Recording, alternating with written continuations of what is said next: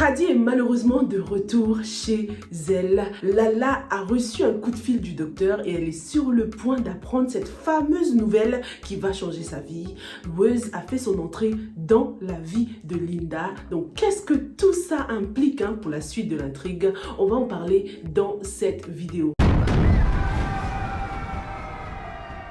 Bonjour à tous et bienvenue sur Yuri TV, je m'appelle Sylvia et sur cette chaîne je fais des revues et des analyses de films et séries afro. Donc si tu es à fond dans la série d'échéance en ce moment, surtout n'hésite pas, abonne-toi, active la cloche, rejoins la famille pour qu'on en parle tous ensemble ici ou aussi sur Instagram. Si tu as un compte Instagram, n'hésite pas à nous rejoindre, à faire partie de la Yuri Gang. Commençons par Khadi les gars. Oh non, comment ça m'a brisé le cœur de la voir de retour à la maison comme ça. Je me suis dit en fait finalement c'était une impasse, Elle n'avait juste aucune issue. Malgré la fugue, malgré le fait qu'elle se soit cachée, elle a fini par revenir chez elle, quoi. C'est comme si elle était prise au piège, elle était condamnée. La seule chose positive, c'est qu'elle a réussi un tout petit peu à s'ouvrir à Linda et puis à sa tante un peu. Mais comment lui en vouloir de ne pas avoir parlé, de ne pas avoir dit ce qui se passait réellement, si elle ne peut même pas faire confiance à ses propres parents, Khadi a clairement des trust issues, C'est pour ça que jusqu'aujourd'hui, elle n'arrive pas à dire la vérité, elle n'a dit la vérité à personne parce qu'elle ne fait confiance en personne. Ses parents alors, une honte pour la société. Ils étaient juste anormalement calmes par rapport à son retour.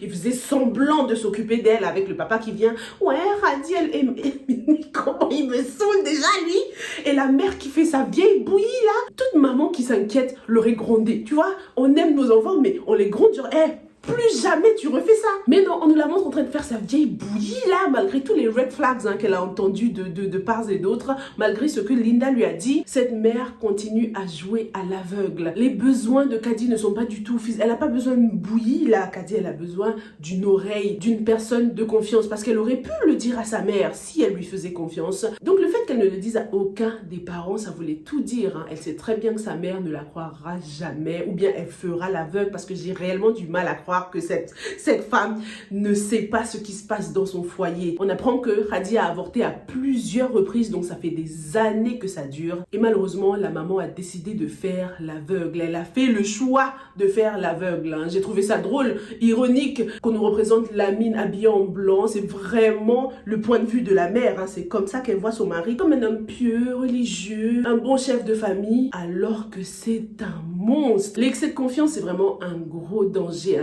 La maman a fait un petit signe de choc lorsque la tante de Khadi lui a dit que Khadi était enceinte. Elle a été choquée un tout petit peu, mais bon, c'était vraiment léger. On verra si dans les épisodes qui vont suivre, elle va enfin aller parler avec Khadi, forcer pour installer de la confiance, pour essayer de communiquer avec elle, parce que dans cette maison, Khadi, c'est un personnage qui est très très seul. On constate que la présence de Linda l'a soulagée un peu, parce que déjà, son père était occupé ailleurs, et au moins elle avait quelqu'un d'à peu près son âge avec qui discuter, parce que est-ce qu'elle va à l'école même, Khadi, là? Est-ce qu'elle est scolarisée? Parce que personne ne se préoccupe d'elle. Si elle était à l'école, je pense que des camarades de classe seraient venus à la maison. Les gens à l'école auraient remarqué qu'elle tombait tout le temps enceinte, qu'elle était tout le temps malade. Les professeurs auraient remarqué qu'elle était anormalement absente. Mais malheureusement, personne ne se fait du souci pour elle. La société l'a abandonnée, ses parents l'ont abandonnée. C'est vraiment triste. Mais je vous jure les gars, j'ai trop l'impression que la mère de Khadi sait très bien ce qui se passe, mais elle fait la sourde d'oreille, elle se tait pour éviter le scandale. Et c'est pour ça qu'elle préfère toujours juger les autres au lieu d'enlever sa poutre à elle. On a Sheila qui a dit quelque chose d'intéressant concernant le cas de Khadi. Je vous ai mis quelques personnages, je vous ai demandé qui faisait le plus de peine. Et pour Sheila, Khadi est vraiment un cas à part. Elle dit qu'on ne peut pas comparer car Khadi doit faire face aux abus de son père et la stupidité aveuglément de sa mère. Alors que les autres sont victimes de leur choix, fait à contre-cœur, mais leur choix quand même. Et c'est ça. Contrairement aux autres filles, Khadi, elle, est en train de subir. Les autres filles sont dans la déchéance parce qu'elles ont fait des choix, leurs propres choix, à cause de leurs propres choix, alors que Khadi, elle, n'a juste rien demandé. J'aime beaucoup ce thème de l'inceste qui est soulevé, qui est bien abordé. Des thèmes graves, des thèmes qui provoquent le débat, qui sont soulevés, sans tomber dans la vulgarité, comme je le dis tout le temps. Le cas de Lamine Gay ici, franchement, j'ai l'impression qu'il a des soucis mentaux. Il a une maladie mentale. On apprend donc que c'est le frère de Pagay. Franchement, j'étais choquée quand j'ai appris ça. J'aurais jamais pensé qu'ils étaient liés tellement ils appartiennent à deux mondes différents. Leur seul point commun, c'est les minettes. Pagaille a clairement mieux réussi que Lamine Gueye et on se demande pourquoi.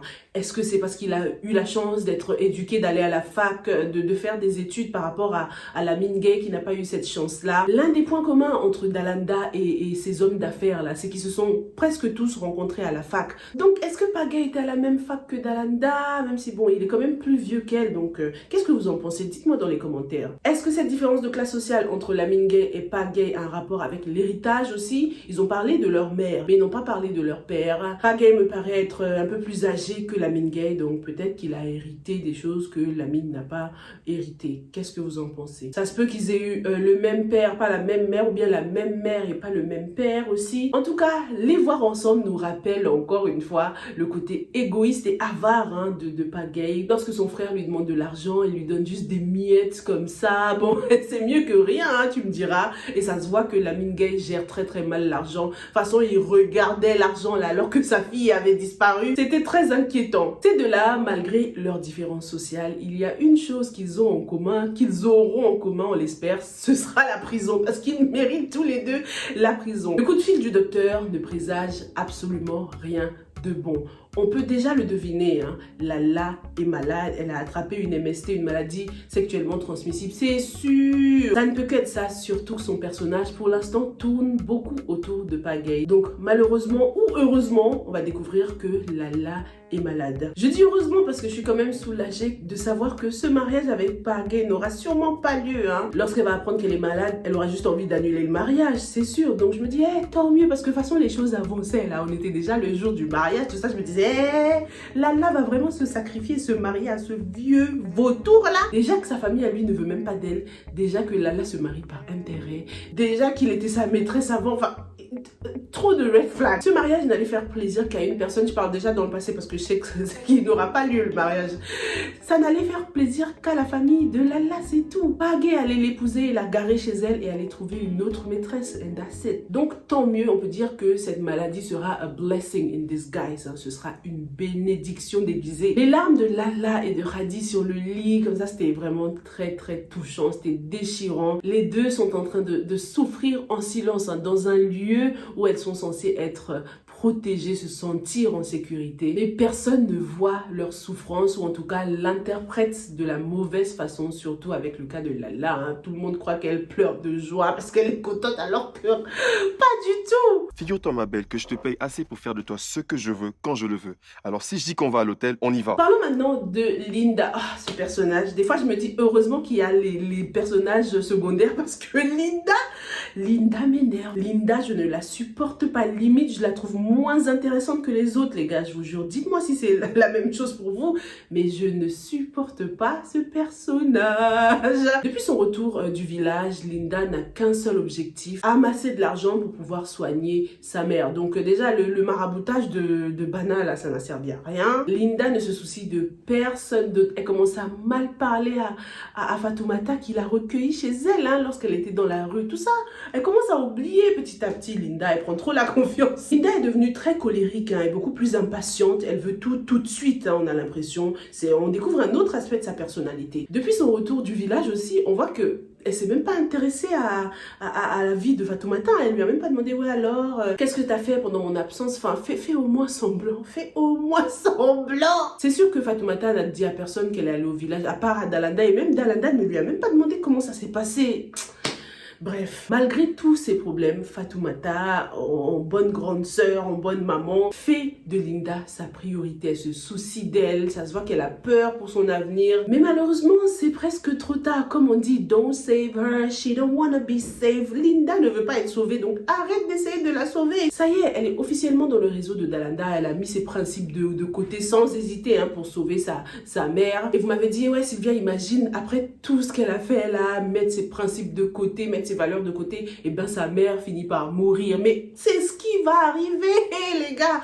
Tout ça n'aura servi à rien parce que la mère de Linda va finir par mourir. On voit que c'est une petite technique du fusil de Tchekhov, hein, cette maladie. C'est l'élément déclencheur, hein, c'est ce qui va faire dégringoler Linda. Scénariquement, il faut que sa mère décède pour que Linda perde la tête. Elle sera complètement dévastée. Dalanda va encore plus la prendre sous son aile et du coup découvrir la vérité concernant son identité. Wuz sera plus impliqué dans sa vie, va encore plus l'influencer dans de mauvaises choses parce que lui, il fait peut-être bonne figure, sauveur pour l'instant, mais ça se voit qu'il ne présage rien de bon. Déjà par rapport à leur lieu de rencontre, il est peut-être là à dire ouais non mais c'est une soirée de vieux. C'est une soirée de vieux. Mais qu'est-ce que tu fais là alors à boire du champagne, à te mettre bien? C'est pas dans des lieux comme ça que tu vas rencontrer des gens honnêtes, bien intègres, hein. À part peut-être si tu as été embauché. Parlons maintenant de l'apparence de Wuz. D'abord ses cheveux. Ses cheveux pour moi apparaissent comme un signe de rébellion, hein. Rébellion contre la société, comme s'il faisait ce qu'il voulait en fait, hein. Personne ne pouvait lui imposer des règles. C'est un gosse de riche, il a la thune, il peut faire ce qu'il veut. Il est décrit comme quelqu'un qui n'a pas connu de difficultés dans la vie. Donc Wuz est né avec une cuillère en or dans la bouche, hein. D'où son outfit tout en jaune comme ça, ce qui symbolisait l'argent, la richesse, l'excès en fait, hein. Et qui dit excès dans les cas comme ça dit drogue, même si ça paraît cliché quand même, hein. Le gosse de riche qui fait dans la drogue, c'est un peu cliché mais c'est possible parce qu'il est dans l'excès, Wuz là. Ce qui est intéressant, c'est les liens qu'il a avec son père. On ne parle pas vraiment de sa mère mais plus de son papa. Après, c'était une soirée d'hommes d'affaires, donc c'est normal qu'il n'y ait que des hommes en majorité, mais on insiste beaucoup plus sur le papa, comme si ce père l'élevait tout seul, comme s'il venait d'une famille monoparentale. Donc est-ce que cet homme d'affaires a vraiment le temps d'élever son fils tout seul comme il se doit? Wuz a sûrement été pourri gâté. Pour l'instant, je me dis que sa mère est peut-être morte quand il était très jeune, je sais pas. En tout cas, l'absence de la maman est très intriguant. Je me demande si Wuz déprime parfois. Est-ce qu'il pense à sa mère? Est-ce que c'est tout ça qui lui fait consommer de la drogue, des produits illicites? La façon dont il a terminé le verre de champagne m'a tout de suite renvoyé à de la consommation de produits illicite en fait, comme s'il avait l'habitude. On apprend qu'il est beaucoup plus âgé que Linda. Il a minimum 5 ans de plus qu'elle puisqu'il a déjà terminé ses études. Donc forcément, Wuz a plus d'expérience parce que de toute façon, personne ne peut être plus naïve entre guillemets que Linda. Linda sera malheureusement attirée par Wuz parce qu'il fait bad boy et c'est ça que les filles aiment, enfin certaines filles aiment. Au lieu d'être tranquille avec ton petit Moussa qui se débrouille bien dans la vie, non,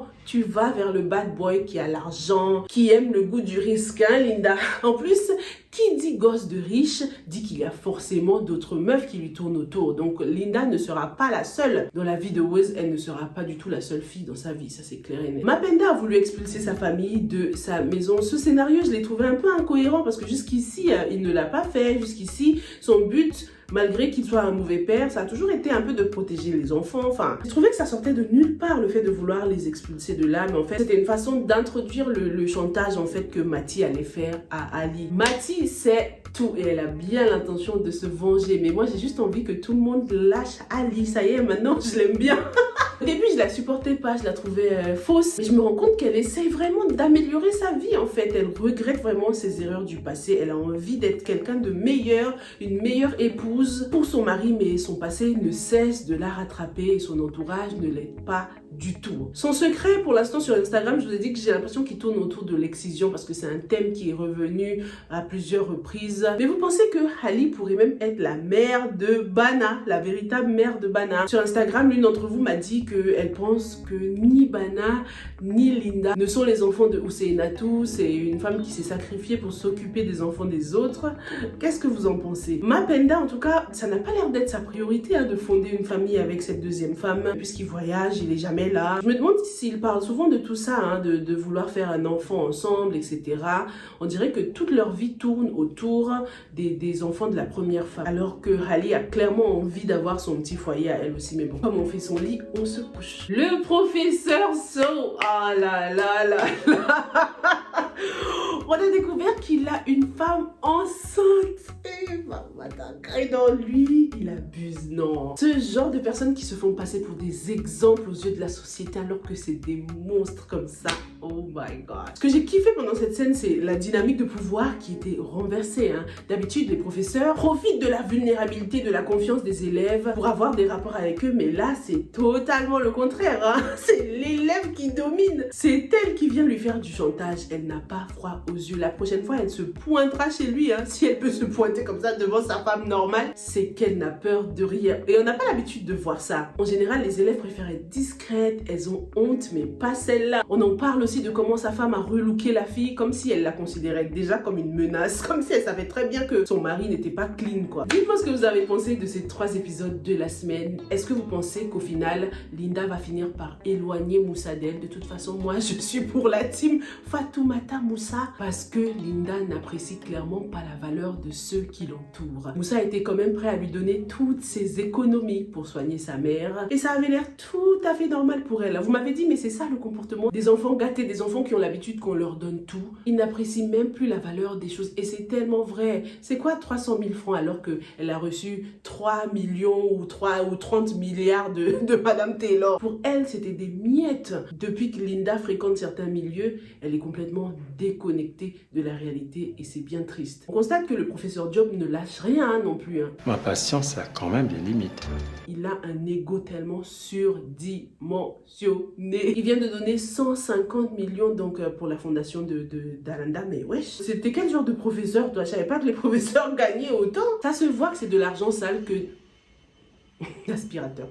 Ça se voit que c'est de l'argent sale que Dalanda injecte dans ses petits business pour les blanchir. C'est grave les gars. On se retrouve très bientôt dans une prochaine revue. N'hésitez pas à me suivre sur Instagram parce que je vais faire des posts là-bas pour résumer un peu chaque épisode, pour les analyser en vite fait avant de vous donner des détails dans des revues. Puisqu'il y a maintenant 3 épisodes par semaine, quand j'aurai le temps, je ferai des analyses épisode par épisode parce que les épisodes sont vraiment très intéressants, enrichissants, remplis de symbolisme. Mais si je n'ai pas le temps, je ferai une seule analyse des 3 épisodes, ok? Stay safe and stay blessed. Bye!